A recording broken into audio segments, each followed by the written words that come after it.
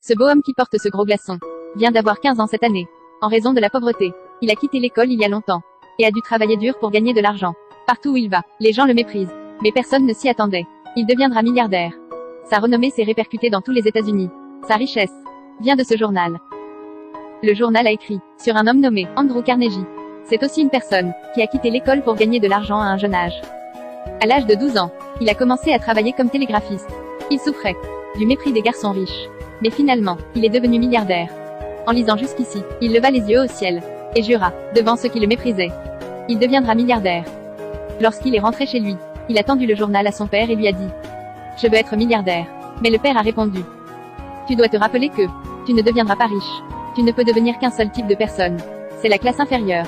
C'est ce que ton grand-père m'a dit. Alors, c'est tout ce que je peux te dire. » En entendant ces mots ridicules, il n'a rien dit et a regardé la mère qui était gravement malade. Il ne veut pas être comme son père. Toute vie est temporaire comme ça. Il n'a même pas d'argent pour acheter des médicaments pour sa mère.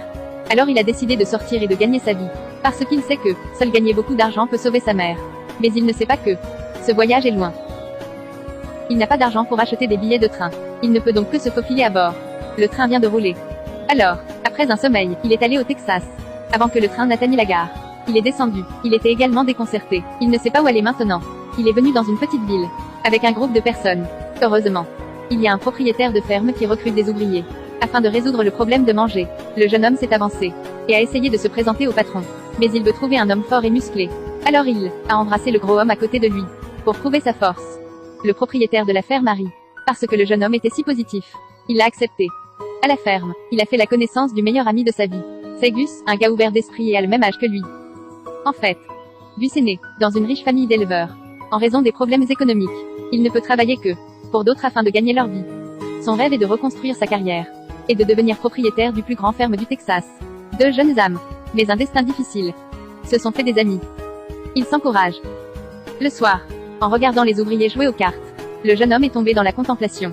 Il pense que s'il n'est qu'un ouvrier, il ne peut pas devenir milliardaire.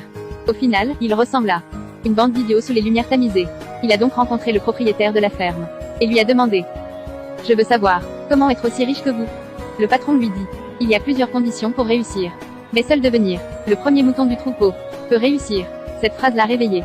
Il a demandé au patron « Si je finis le travail à l'avance, ne pourrais-je pas vous faire économiser de l'argent ?» Le patron a dit « C'est vrai. » Alors le jeune homme a dit « Demain je pourrai finir le travail. Pouvez-vous partager une partie de l'argent supplémentaire avec moi ?» Le propriétaire a souri et a répondu « Je vous apprécie, mais vous n'y arriverez pas. J'essaierai. » Le lendemain matin, quand les autres ouvriers se sont réveillés, le garçon avait disparu.